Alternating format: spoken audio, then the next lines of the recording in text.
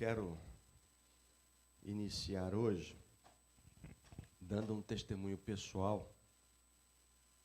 A irmã Flávia esteve falando aqui sobre o Ministério Pontes.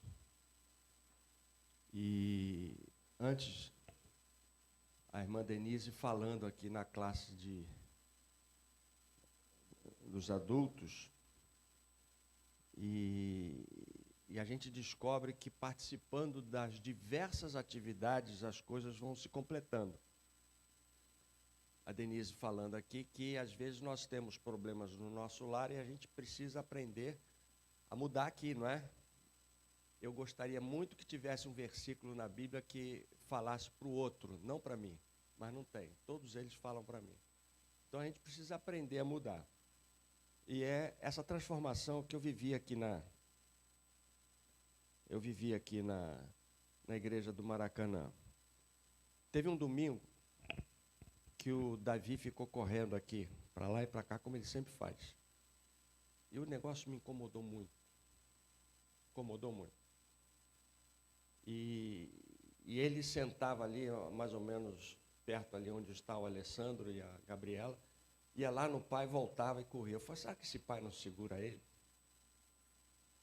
Aí eu fui conversar com o Gaspar e com a Márcia. Eles me explicaram tudo. Aí eu compreendi. Aí ficamos participando das atividades aqui, das palestras, e aí eu fui sendo transformado. Participei de uma roda de conversa, eu vi como a família é transformada. E hoje,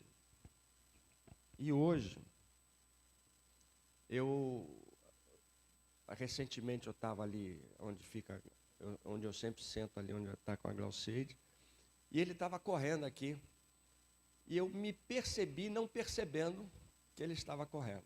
Falei, puxa vida, que bacana. Meu coração foi transformado. Né? A Márcia tem falado sempre do acolhimento, e o acolhimento é isso. E Deus transforma os nossos corações, e a gente precisa, então, participar. Quando a Flávia, né, vier falar aqui do culto azul, você precisa vir para você perceber o que Deus tem para falar para você e ser transformado. E ser transformado. Vale a pena nós vivermos esse momento na igreja. Né? E eu já passei por outras transformações, são outros exemplos, mas eu fico muito feliz de Deus ter mudado o meu coração. Eu quero convidar os irmãos a abrir a sua Bíblia no livro de Juízes. Livro de Juízes, capítulo 14. Nós vamos ler até o verso 9. Juízes, capítulo 14, nós vamos ler até o verso 9. Sansão foi a Tímina, onde viu uma das filhas dos filisteus. Voltou para casa e disse a seu pai e a sua mãe, viu uma mulher em Tímina das filhas dos filisteus e agora gostaria que a buscassem para ser minha esposa. Porém o seu pai e sua mãe lhe disseram, será que não há mulher entre filhas dos seus parentes ou entre todo o nosso povo para que você tivesse de ir procurar uma esposa no meio dos filisteus, aqueles incircuncisos? Mas Sansão disse ao seu pai, busquem essa mulher para mim, porque é só dela que me agrado. Mas o seu pai e a sua mãe não sabiam que isto vinha do Senhor, pois este procurava ocasião contra os filisteus, porque naquele tempo os filisteus dominavam sobre Israel. Sansão foi com o seu pai e sua mãe a Tímina. Quando chegaram às vinhas de Tímina, eis que um leão novo, rugindo, saiu ao encontro dele. Então o Espírito do Senhor de tal maneira se apossou de Sansão e ele rasgou o leão como quem rasga um cabrito, sem nada ter nas mãos. Sansão, no entanto, não contou nem ao seu pai nem à sua mãe o que havia feito. Então ele foi e falou com aquela mulher e dela se agradou. Depois de alguns dias, voltou para casar com ela. E afastando-se do caminho para ver o corpo do leão morto, eis que havia nele um enxame de abelhas com mel. Pegou o favo nas mãos e se foi andando e comendo dele. Quando chegou onde estava o seu pai e a sua mãe, deu-lhes um pouco do mel e eles comeram, mas Sansão não lhes contou que havia tirado o mel do corpo do leão. É interessante essa história e faz parte da nossa história hoje. Nós estamos observando que nesse mês de abril, mês de Páscoa, a unidade em torno de Jesus Cristo. Jesus mesmo, ele chegou a falar lá em João capítulo 8, que ele disse que quando fosse levantado, não, João capítulo 3, quando ele fosse levantado, ele atrairia todos a ele. Então Jesus sabia que ele seria o centro das atenções das igrejas, da nossa igreja. Jesus é a nossa referência de unidade. Então, para um povo desunido naquela época, porque era uma época de muita... cada um fazia o que queria, e o livro de Juízes termina dizendo o seguinte: e cada um fazia o que achava mais certo. E eles pecavam e se desviavam. E vinha o inimigo e dominava, e Deus levantava alguém para poder libertar aquele povo. E esse juiz, chamado de juízes, Samuel foi o último juiz, esses juízes, eles traziam para si a responsabilidade de comandar, de dirigir. Não era um poder político, não era um poder espiritual, mas era uma pessoa referência, que eles então viviam ali como referência para cuidar do povo e julgavam o povo até naquela época, dando algumas orientações. Então, eles estavam sendo dominados pelos filisteus. No capítulo 13 diz: os filhos de Israel tornaram a fazer o que era mal aos olhos do Senhor, e por isso ele os entregou nas mãos dos filisteus durante 40 anos. 20 anos Sansão julgou Israel, e diz o texto aqui que Sansão ia libertando o povo, ia conduzindo, dando liberdade ao povo. Então, esses 40 anos, mais ou menos, com as ações iniciais de Sansão, até o dia em que ele realmente libertou o povo de Israel. E é interessante que, quando Deus disse que Sansão iria nascer, a mãe dele era estéril. Deus gosta de fazer isso, né? São sinais de que externos, para que todos vejam o poder de Deus. E Deus diz para essa mulher: você vai ter um filho e ele vai ser nazireu. Nazireu não é nada feio, não, né?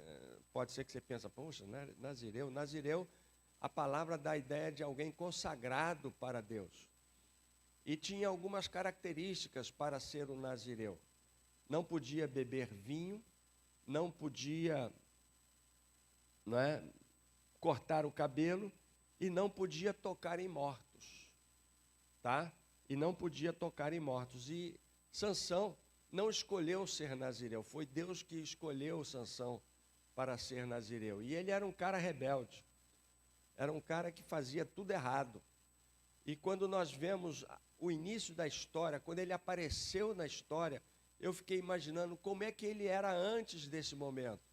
Ele não deveria ser diferente, ele deveria fazer coisas que desagradavam os pais e a família. Ele deve ter sido um garoto muito levado, né?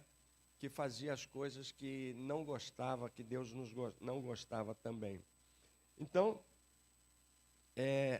nós temos na Bíblia, por exemplo, Samuel, que foi nazireu também pela vida toda, e João Batista, consagrado nazireu. E Paulo, certa vez, ele fez um voto, Lá em Atos 18, Paulo fez um voto, e quando o nazireu terminava o voto, ele cortava o cabelo, raspava o cabelo, e ele foi então e raspou o seu cabelo. Então, Sansão foi consagrado a Deus, mas vivia como se não fosse. Ele tinha uma vida que não se parecia com alguém consagrado a Deus. Você conhece alguém assim? Todo crente é um crente separado para Deus, mas muitos vivem como se não fosse separado para Deus. Agora, interessante aqui é que Deus usou a rebeldia de Sansão para libertar o povo, mas Deus não aprovou a rebeldia de Sansão. Então, é importante que a gente vá pensar que esse era um momento especial para a maneira como Deus quis libertar o povo. Talvez Israel não tivesse um exército, um líder militar, como Débora, como outros, mas com certeza Deus usou uma estratégia que ele entendeu que fosse a melhor.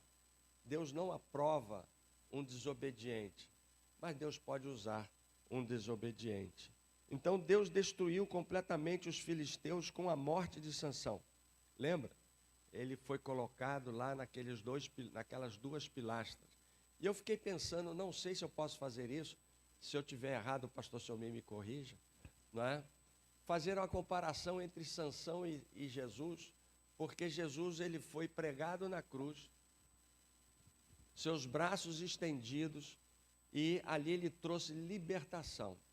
Sansão, ele esteve ali no templo com todos festejando a morte da prisão do maior inimigo dos filisteus, e ele estava ali com os braços estendidos naquelas pilastras e pediu a Deus: Senhor, me dá força. E ele forçou, as pilastras quebraram, o prédio foi destruído, e com isso diz o texto que ele matou mais na sua morte do que na sua vida. Mas é interessante você parar para pensar que o sacrifício de Sansão foi a libertação do povo. O sacrifício de Jesus foi a sua libertação. E eu não quero me deter nessa questão, poderia desenvolver isso, mas eu quero falar algo muito interessante, as lições que a gente pode tirar de uma vida desobediente. Não pense só você que somente as pessoas certinhas nos dão bons exemplos. A gente pode dizer assim: eu não quero isso para a minha vida. A gente pode ter um exemplo claro, uma visão clara daquilo que a gente não quer para a nossa vida. E eu quero hoje aproveitar os maus exemplos de Sansão para que a gente possa tirar lições positivas para a nossa vida. A primeira coisa é que Sansão não viveu de forma consagrada a Deus. Israel estava dominada pelos filisteus e Deus enviou um anjo e falou com os pais de Sansão. E o anjo disse: ele será nazireu consagrado a Deus desde o ventre da sua mãe, e ele começará a livrar Israel do poder dos filisteus. E assim, nós vamos ver que Sansão, ele teve uma vida irregular. E uma das coisas que ele fez foi se misturar com os filisteus. Ele vivia lá entre os filisteus até encontrar uma mulher que o agradasse. E nós por não termos esses detalhes, mas a gente pode supor que Sansão era uma pessoa difícil de se lidar. E aí, ele viu aquela mulher e desejou casar-se com ela. E os pais perguntaram: por que você quer casar com ela? Será que não tem aqui entre o seu povo alguém que você possa casar? E algo intrigante está aqui nesse texto. Tá? Eu já fui questionado sobre isso. No verso 4 ele diz: mas o seu pai e sua mãe não sabiam que isto vinha do Senhor. Os pais de Sansão não estavam entendendo nada. O nosso filho é nazireu, é consagrado, e agora ele quer ir casar com uma mulher de outro povo, e isso era desaprovado por Deus. Deus não aprovava isso. Deus não aprovava isso. Ele quer fazer uma coisa que não é aprovado por Deus. E então o texto nos fala sobre isso. Por quê?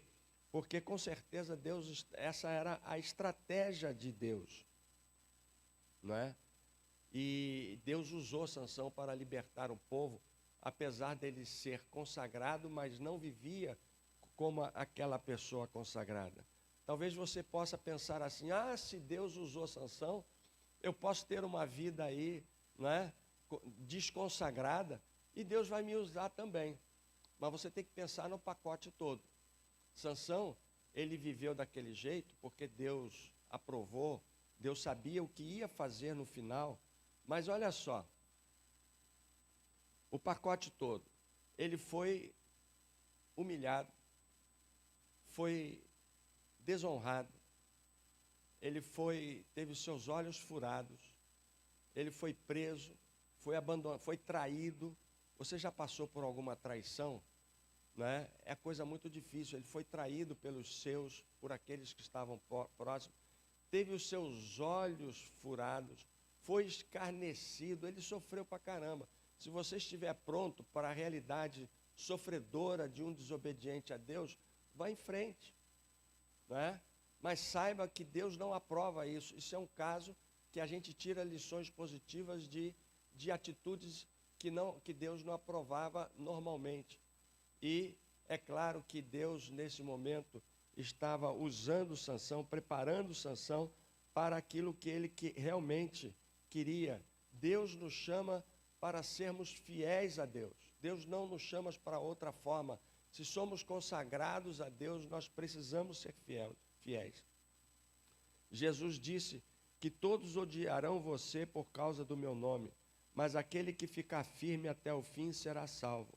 E também diz: seja fiel até a morte. Isso quer dizer que o contexto bíblico nos chama à fidelidade. E Sansão foi uma estratégia de Deus, mas Deus espera que você seja fiel o tempo todo. Seja fiel à sua família, seja fiel a Deus na sua igreja, seja fiel a Deus no seu trabalho, seja fiel a Deus em todos os momentos da sua vida. Deus está esperando que você viva como uma pessoa consagrada.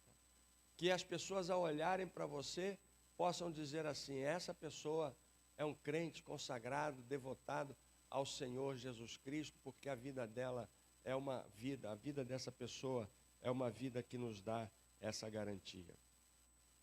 A segunda coisa é que ele tinha uma vida que buscava os prazeres. Olha, gente, não tem nada melhor do que buscar os prazeres. Mas não tem um caminho mais curto para você viver em pecado do que simplesmente buscar os prazeres. Se fosse por uma vida de prazer, algo natural, Jesus não teria morrido na cruz. Jesus morreu na cruz porque ele entendeu ser a vontade de Deus. E fazer a vontade de Deus nem sempre tem aquele prazer carnal. Mas a gente precisa entender que o prazer carnal é pecado, nos traz pecado. E os pais, quando Sansão viu aquela mulher, e Sansão disse: eu quero me casar com ela. E aí os pais começaram a conversar: vem cá, senta aqui, vamos conversar com você. Deveria ser um hábito, porque naquela época eles conversavam e falavam aos filhos, ensinavam toda a lei, e ele deveria ter aprendido todas essas coisas. E Sansão vivia apenas para satisfazer os seus prazeres. Sansão disse aqui no capítulo 14, verso 3, ele disse assim: é só dela que eu me agrado. É só dela que eu tenho prazer. Então, na verdade, ele estava vivendo ali uma vida baseada no seu prazer. E uma das coisas, né, que sinalizava a sua vida consagrada era o cabelo. Não vai raspar o seu cabelo. Então, quando todos do seu povo que sabiam que era um nazireu, via ele com aquele cabelo grande, dizia: esse é um nazireu. Eles sabiam que era um nazireu. E é interessante que aonde é que estava a força de Sansão mesmo? Não era no cabelo. Tá? Eu aprendi isso lá atrás. E provavelmente os professores das crianças devem ter ensinado para as suas crianças aqui na igreja que Sansão cortou o cabelo, perdeu a força, mas não é por aí. Não é? Se você prestar atenção aqui no versículo 5, quando Sansão e seu pai chegaram lá na vinha, quando chegaram à vinha, um leão veio e diz aqui que o Espírito do Senhor de tal maneira se apossou de Sansão que ele rasgou como um cabrito. Eu não sei se é fácil rasgar um cabrito, mas ele rasgou o leão como se fosse um cabrito. Então o que dava força a Sansão era duas coisas: ele ser uma pessoa consagrada a Deus e o Espírito do Senhor se apossar dele. E nós vamos ver que em 4 outras situações Deus se apossou de Sansão, inclusive lá na pilastra do templo, Deus se apossou de Sansão. Mas uma coisa interessante que Sansão dormiu no colo de Dalila e ela cortou o cabelo, porque ele entregou, falou, a minha força vem do cabelo. E aí, de repente, acorda que os inimigos estão vindo. Ele acordou pronto para a batalha, mas diz o texto que ele não sabia que o Espírito do Senhor havia se retirado dele. Ele perdeu a força, não porque perdeu o cabelo, ele perdeu a força porque o Espírito do Senhor se retirou dele. Ele perdeu a força porque ele chegou no limite da desobediência.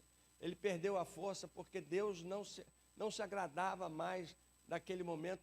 E, inclusive, esse momento fazia parte do plano de Deus para destruir os filisteus. Então, o cabelo, que era símbolo da consagração, deixou de ser consagrado. E a Bíblia nos orienta: se vivemos no Espírito, não vamos satisfazer os desejos da carne. Aquele homem, né, carnal, ele achava que podia fazer tudo, tinha força, e achava que a força estava no seu cabelo. E ele poderia ter dito para Dalila: o que me dá força é o Espírito do Senhor. E quem que ia fazer alguma coisa contra Deus? Ninguém. Mas ele falou: está no meu cabelo. Muitas vezes nós entendemos que o poder de Deus está nos eventos. Eu me lembro de uma pessoa que gostava, lá em Irajá tem um monte lá que faz milagre. O monte faz milagre. E uma pessoa disse: não, pastor, o pastor vai lá, o pastor vai ver o milagre, os milagres. Eu, naquela época, não pertencia aqui à igreja do Maracanã, mas hoje eu poderia dizer assim: não preciso ir lá em Irajá, eu vou na igreja. Na minha igreja tem milagre. Na minha igreja tem milagre. Então, se alguém pensa que lá no monte tem milagre, você está pensando como Sansão, que a força vem do cabelo. Se você pensa que rodear as muralhas de Jericó 7 vezes e os seus problemas vão ser derrubados, você está fazendo como Sansão, que pensa que a sua força vem pelo cabelo crescido. Na verdade, nós somos chamados na Bíblia para vivermos uma vida espiritual. E Paulo diz lá em Gálatas: se vivemos no Espírito, andemos também no Espírito. Então é preciso ser fiel ao Senhor quando desejamos ter uma vida consagrada e dirigida pelo Espírito Santo. Precisamos abrir o nosso coração para que o Espírito Santo possa conduzir a nossa vida. Então, nós, quando vivemos guiados pelo Espírito Santo, temos a alegria de agradar ao Espírito Santo, não à nossa carne. Em terceiro lugar, uma característica aqui muito interessante: ele não foi obediente, ele foi desobediente aos pais. Uma das características da Bíblia, desde lá do Novo Testamento, lá do início, Gênesis, até aqui no Novo Testamento, nós vamos ver a orientação para que os filhos sejam obedientes aos pais. É a única promessa, não é o único mandamento com promessa, para que os seus dias se prolonguem na terra. E ainda fala assim: porque isso é agradável a Deus. E é interessante que é um dos sinais da desobediência, é a obediência aos pais. não é? Aliás, um sinal de obediência generalizada é a sua obediência aos pais, a obediência em casa. Uma criança, um jovem que aprende a obedecer os seus pais, que honra os seus pais com obediência, ele está pronto para enfrentar na igreja a obediência dos seus líderes. Nós estamos vivendo aí uma realidade, por exemplo, em que muitos jovens não conseguem respeitar, não conhecem a autoridade de liderança. Eu me lembro de um amigo meu que uma vez veio reclamar comigo do seu pastor e disse para mim assim: ele não me representa. Por acaso o pastor dele era meu pai. Ele não me representa. Eu falei, paciência, né? Paciência. Mas era um filho rebelde. Em casa, rebelde, e prejudicava a mãe em diversas coisas. E que pastor que vai representar alguém assim? O pastor Selmi fala de pessoas que são que não impastoreáveis. São essas pessoas rebeldes que não obedecem aos pais, que não obedecem às leis, que não obedecem aos princípios da igreja. Não, aqui na igreja, esse mês nós vamos fazer desse jeito. Eu não gostei, não vou fazer não. Não é? Nós precisamos entender que a obediência em casa nos ensina a ser obediente a Deus também. E uma das coisas que tinha, por exemplo, que Sansão tinha que fazer, ele não podia tocar em cadáver. E lá em Deuteronômio capítulo 7, fala que mesmo que fosse seu pai, sua mãe, seu primo, seus irmãos, ele não poderia tocar em cadáver. Mas se tocasse, ele teria que passar por um ritual de purificação. Então tinha jeito. E ele simplesmente não falou, matou o leão e não falou para os seus pais. Depois foi lá, pegou o mel do leão e não falou para os seus pais. Por quê? Porque ele era desobediente e com isso ele não somente desonrou a responsabilidade dos seus pais, como desobedeceu aquilo que Deus já havia determinado. E é interessante, não é, que nós estaremos sempre prestando contas da nossa vida. Precisamos estar preparados para nos encontrarmos com Jesus, para prestarmos contas. Quando você chega aqui na igreja e olha essa congregação bonita aqui, você vai prestar contas da sua vida a essa congregação. Nós vivemos com a possibilidade, com o compromisso de prestar contas. E Sansão não fez isso porque era rebelde. Então a desobediência nos leva a uma vida sem prestação de contas e aí nós começamos a justificar o pecado. Só um exemplo muito simples. Não, eu fui lá, dei um soco nele porque ele me fez isso. Então nós responsabilizamos o outro pela nossa atitude. Não, eu fiz, mas aí começa a falar dos erros do outro. O seu pecado só tem a ver com você. Não é? Só tem a ver com você. E uma vez uma pessoa veio conversar comigo e falou, pastor, eu caí em pecado. Eu falei, isso. Aí a gente foi conversando e ele então falou que a mulher apareceu numa hora improvável, que ele pegou ele distraído, né? E eu falei, rapaz, foi decisão sua, né? Você está pondo responsabilidade na mulher sobre a sua decisão. Você que decidiu isso.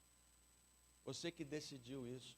Então, o desobediente, ele, com certeza, ele vai... A atitude seguinte é o pecado. E sobre o pecado, nós vamos saber o seguinte. Em algum momento iremos pecar. A Bíblia fala que se dissermos que não cometemos pecado, fazemos de Deus mentiroso. Em algum momento você vai cometer um pecado. Pastor está dizendo que a gente vai pecar? Eu não. Eu não disse isso aqui. Quem está falando é João, 1 João, capítulo 1, verso 8, que fala que nós cometemos pecado, e verso 10. Mas, se você pecar, né, você tem a possibilidade de pedir perdão a Deus, a Jesus, e Ele vai nos perdoar e nos purificar de toda injustiça. Disse mais João, né, que ele escreveu essas coisas para nós, para que nós não pequemos. Mas, se você pecar, nós temos em Jesus Cristo um advogado. E Sansão não usou isso para a vida dele. Ele pecou e achou que agora ele podia fazer o que queria. E Deus não aprovou essa vida de João. Então, o pecado é para ser evitado. A obediência é para ser praticado. Como disse a Denise, ser exercitado. Né? Tem coisas que a gente acha que é... Né? Tem um autor que fala o seguinte: você quer educar seu filho, você precisa colocar na mente dele o mesmo princípio durante uns 20 anos. Já pensou? Quanto tempo nós perdemos porque achou que falou uma vez? Eu já te falei isso. Falou. Tem que repetir, e repete, e repete, e repete. Né? Isso está lá em Deuteronômio 6. Andando pelo caminho, falando em todos os momentos. E é aí que nós vamos preparar a pessoa para o serviço do Senhor. Então, a sua fidelidade, ela é demonstrada com a sua vida consagrada ao Senhor, mas arrependida, com seus pecados confessados e perdoados pelo Senhor Jesus Cristo. Em quarto lugar, nós vamos ver que Sansão se desviou do caminho. E desvio, nós somos hábeis. Como nós conseguimos fazer esse desviar a atenção, né, para outras coisas. E eles iam pelo caminho, iam para casar. Eu não entendi direito aqui, mas eles estavam juntos, mas não estavam. Então, Sansão, ele se desviou, diz o texto aqui, que ia afastando-se do caminho. Devia ir aquela comitiva, os pais, os primos, os parentes, os vizinhos, todo mundo ia para o casamento. Ia ser uma festança, uma semana de festa. Eu não sei porque acabaram com isso, né? Mas ia ser uma semana de festa, de casamento. E Sansão se desviou do caminho, afastou-se do caminho para ver o corpo do leão. E lá tocou novamente no morto. Era pecado, mas tinha algo doce. E Sansão pegou e deu aos seus pais. Mas não falou nada sobre aquela atitude. E assim nós vamos ver que quando os pais foram lá para fazer os acordos nupciais, ele matou o leão. Quando voltaram para casar, ele tocou novamente naquele leão. Então, passou um tempo, né? Não foi de hoje para amanhã. Quando a gente lê aqui, pensa que ele dormiu e acordou, já no dia seguinte foi casar. Já teve que formar uma colmeia ali naquele leão. Não sei quanto tempo forma uma colmeia, quem entende de abelha aí pode falar, mas com certeza ele, passado esse tempo, ele voltou para casar e ele cometeu esse desvio. Nós muitas vezes cometemos vários desvios de foco. O apóstolo Paulo fala lá em Romanos que os que vivem segundo a carne se inclinam para as coisas da carne. E a inclinação da carne é inimizade contra Deus. E a inclinação da carne é morte. O que Sansão colheu com o seu pecado foi a morte. Porque ele se inclinou para algo prazeroso para a sua carne. Ele primeiro matou o leão, ficou cheio de glória, e depois ele foi ali, pegou daquele mel. E é interessante que quando Paulo fala isso lá em Romanos capítulo 8, nós vamos ver que Paulo, ele não fala que você foi lá e cometeu o pecado. Ele não diz que aquilo, o seu desvio, é algo que vai né, arruinar a sua vida. Ele só diz uma inclinação, um desejo de participar daquilo. Eu vou até ali, não me aconteceu nada. Eu sou forte espiritualmente porque eu fui ali, participei daquela orgia, daquela situação, né? E não me aconteceu nada. Eu conheço uma moça que gostava de ir com seus amigos lá no Rio 40 Graus, ali na Lapa. E ela uma vez me disse, não me aconteceu nada. Mas acontece que a soma dos desvios afasta você de Deus. Um dia você olha para um lado, olha para o outro, a igreja perdeu o sentido, a Bíblia perdeu o sentido, a oração perdeu o sentido, estar na comunhão dos crentes perdeu o sentido, e o seu prazer é estar lá naquele lugar, aonde você um dia começou um passo, um desvio, uma inclinação que é inimizade contra Deus, e ali você não vai encontrar vida, porque Jesus disse, eu vim para que tenham vida, e vida em abundância. E aí nós vamos viver uma vida na presença do Senhor, porque somos fiéis ao Senhor, vamos viver porque nós estamos colocando a nossa vida na presença do Senhor. Então, cabe a nós fazermos pequenas correções diariamente. Diariamente. Você lê a Bíblia, você entende o que Deus está falando, você agora vai fazer uma correção na sua vida. Quando eu era seminarista, caminhando aqui para o final, eu estive lá na Baía de Paranaguá.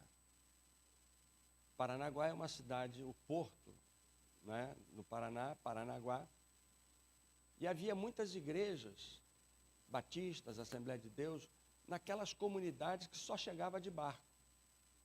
Itaqui, Tromomô, Ilha Rasa, tem uma outra cidade lá onde eu fiquei hospedado também, que eu esqueci o nome. E um dia nós saímos de Ilha Rasa, fomos numa igreja. Então nós tínhamos que fazer o seguinte, nós tínhamos que sair de Ilha Rasa com a maré alta, passar na maré baixa, ir lá fazer o culto e sair correndo de volta, porque senão só no dia seguinte, 6 horas depois, ou 12 horas, não sei, né? E nós fomos lá, fizemos o culto, comemos um lanchinho, vamos embora. E viemos embora. Lá na frente, pequenininho, estava o templo da igreja de Ilha Rasa. E eu falei para o piloto do barco, deixa eu pilotar isso aí. Aí ele largou e deixou na minha mão. Num dado momento ele perguntou para mim, você quer ir para onde? Para onde você está indo? Eu falei, para a igreja. Olha lá a igreja lá. Aí ele me ensinou uma coisa que eu guardei até hoje. Sentado lá atrás, na popa, você precisa alinhar a proa com o seu objetivo. E como nós sabemos que no mundo não existe uma linha reta, né? A gente aprende isso na escola, e a gente precisa constantemente fazer correções para alcançar o nosso objetivo. Então aí eu aprendi.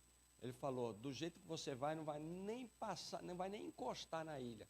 Você vai passar de largo. Nós precisamos fazer olhando, lá na frente tinha uma ponta de madeira, põe aquela ponta de madeira lá na igreja. Aí você vai chegar lá. Então, quando nos afastamos de Deus, nós ficamos como aqueles que procuram sinal, e agora, graças a Deus, não tem mais isso, né? Mas antigamente era gente procurando sinal de celular, né? Onde é que tem sinal de celular? Tem gente assim, tonto desse jeito, procurando Deus. Você precisa fazer as correções, não é? Você precisa, Sansão, por exemplo, não serve como exemplo positivo porque ele não corrigiu o seu rumo. Deus usou a sua vida torta para destruir completamente os filisteus. E nós precisamos ser fiéis ao Senhor. É Ele que vai nos dar direção. É Ele que vai nos dar direção. Nós precisamos de uma vida consagrada somente a Cristo. Isso é um processo de santificação. Deus nos separou para Ele. Isso é santidade. Nós precisamos ser fiéis. É preciso crescer né, no seu relacionamento com o Espírito Santo para não cumprir os desejos da carne. Mais Espírito Santo, menos desejos carnais. É preciso ser obediente aos pais, à lei, às leis, a Deus. Obediência é o que Deus espera de você como uma pessoa consagrada e fiel a Ele. É preciso não se desviar do caminho. Quando Deus falou com Josué, Ele disse: siga aqui a palavra de Deus. Não se desvie desse caminho nem para a direita, nem para a esquerda. É isso que Deus espera de você. A sua fidelidade vai ser mostrada na sua constância, na permanência, na presença do Senhor.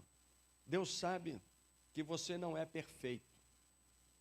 Deus não vai exigir de você perfeição, embora Jesus falou isso: seja perfeito como é perfeito o vosso Pai que está no céu. Mas Deus não vai levar em conta a sua imperfeição, mas Deus quer que você seja fiel e você vai começar a corrigir as suas imperfeições com a sua fidelidade a Deus. O Derek falou uma coisa aqui que me tocou muito, né? Lá atrás, uma das primeiras palavras do Derek, ele falou do seu pecado de estimação. Aquele pecado que a gente não larga, né? Fica repetindo. A gente precisa corrigir os nossos rumos, para que a gente possa andar na presença do Senhor. E sejam fiéis. Nós vamos encontrar vida, porque Jesus veio para trazer vida, e fiéis ao Senhor, nós vamos produzir vida e não morte, como Sansão fez. Eu espero que ninguém esteja aqui de olho na vida de Sansão, mas aprenda como Sansão, como você não deve ser. E o convite nesta manhã é para que você seja fiel ao Senhor. Sonda-me, Senhor, e me alguma coisa. E me conhece, né? Prepara a minha vida para uma vida na presença do Senhor. É o que nós vamos cantar agora.